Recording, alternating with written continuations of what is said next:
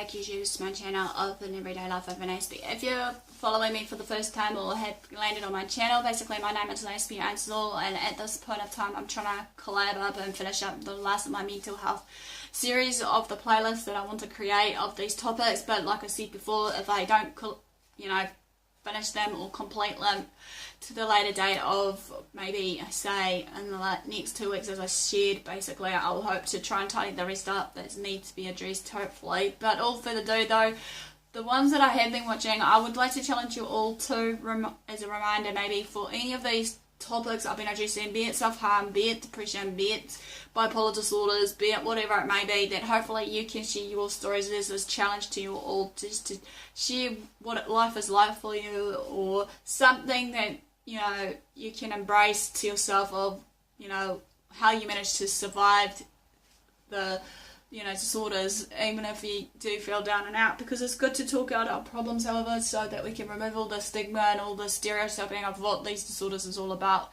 So all further ado, basically, if you're following my channel, basically, I have been talking about right now of the bipolar disorder series, which basically has been characterized right now as the types, basically the brief one and a more in-depth one, the signs and symptoms of these bipolar disorders and the like of it, and basically why we should know about the signs and symptoms. Obviously it was really short and brief about that. So in all further ado, this one's about the myth of the bipolar disorder. As you know, there has been more increased research about these conditions, especially as in the way of understanding, knowledge, awareness and the like about every disorders that are out there, because this is really questioning to why these disorders existing for people, but obviously they just happen. That there are now people starting to understand what bipolar disorders are and what they can do to help themselves or others around them.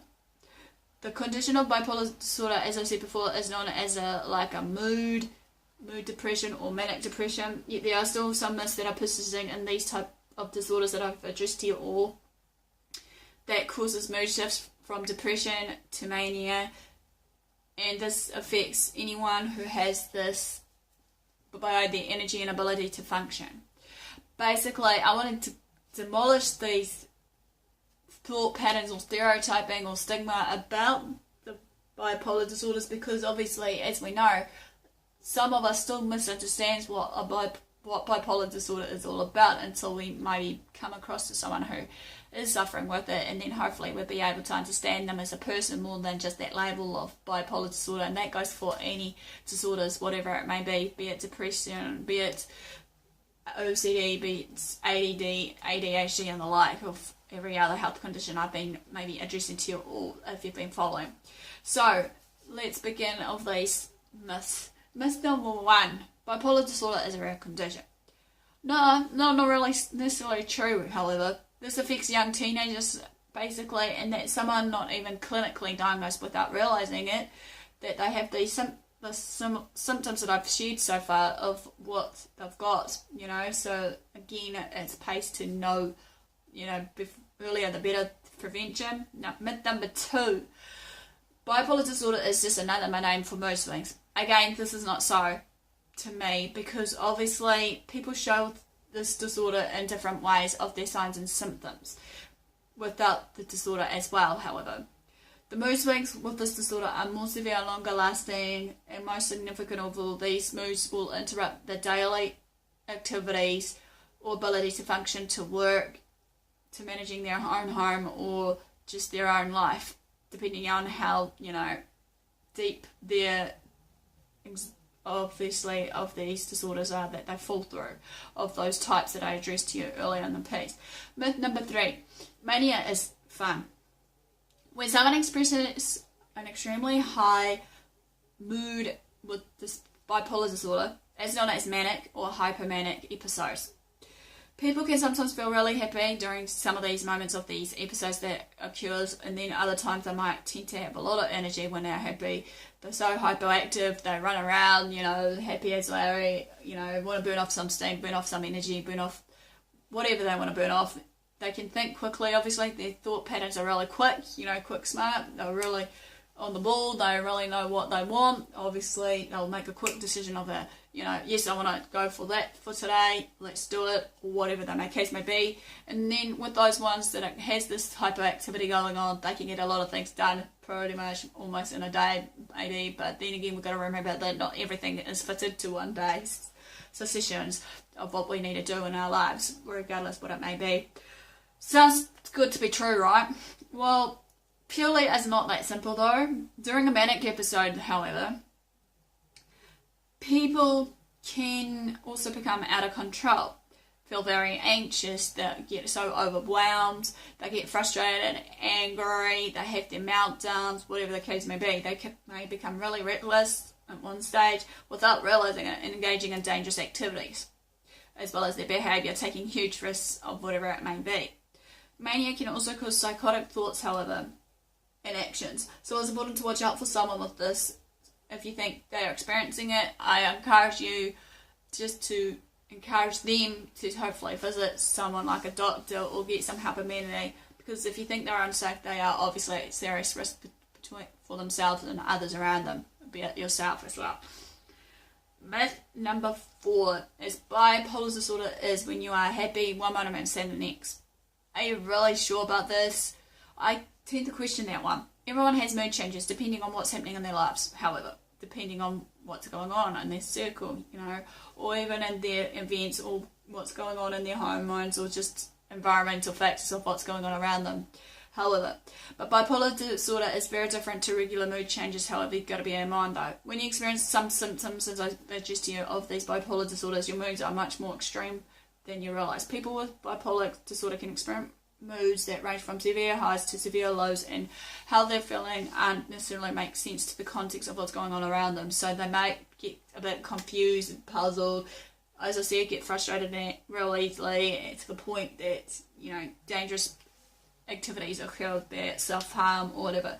The moods people experience when they have bipolar can be really disruptive and make it really hard to function in their everyday lifestyle or the choice or whatever the case may be of what they're going through right now. When you're experiencing a high or low mood with bipolar disorder, one specific mood extreme can last for weeks or even months, however. Myth number 5 is there's only one type of bipolar disorder. Wrong again. As if you've been watching my channel right now, there are at least been characterized as 5 different types of bipolar disorders. However, basically, people with bipolar disorders will experience severe mood changes, meaning that their mood is likely to go through the extreme high of the mania or hypomania stage to the lows of depression. However, exactly what the moods feel like, their intensity and how long they last is different for everyone, however, of these extremities. As a result, several types of bipolar disorder hasn't been identified, which are obviously, even though I've touched briefly on bipolar 1 to bipolar 2, cyclothymic disorder and bipolar disorder otherwise not specified, which obviously I have touched briefly on those real brief. Number 6, if I'm counting right, is alcohol and drugs can cause bipolar disorders. Drugs and alcohol, however, do not cause bipolar disorders. It's far from it. It's caused by a combination of different situations or environmental things, or even this might include like our genes, which can be brought on by maybe anxiety, stress, certain brain chemicals in the body and our brain obviously has become imbalanced, so obviously those neurotransmitters aren't sending or receiving the right messages to do the output of what we need to do, be it kick and ball or whatever. What we see to perceive may not be as clear as day through that brain chemical of our everyday lifestyle, or last but not least could be the environment. But however, significant use of alcohol and other drugs may trigger some of the symptoms of some form of these disorder or worsen existing, symptoms that has been addressed. As I said before, people may likely to engage in risky behaviours, sort of thing, like drinking heavily or taking some form of drugs or anything like that include self-harm. Sometimes it's also been known for some people with bipolar disorder, however, they will try to self-medicate themselves and try to regulate the extreme moods by using drugs or alcohol just to you know, get rid of it. But as we know, like any other disorder, it's not easy to get rid of, obviously, but it can be treatable and manageable if we have the right, you know, treatment and therapy in place. Last but not least, number 7 is medication fixes bipolar disorder. Yes, medication, however, do play a huge part of successful treatment plans regardless what disorders we're suffering from. However, so people are always advised to work with a doctor to manage bipolar symptoms or whatever the case may be. However, management of bipolar disorder is much more stressful, or successful, shall I say, wrong word again, in the long term, when medication isn't the only cause of treatment. There are different strategies to be used with to manage bipolar disorder, which include psychological treatment, counselling, bunch of different self-help strategies, be it, you know, meditation, yoga, breathing techniques, and the like. It may vary from person to person of these type, you know, management skills or self-help strategies in place.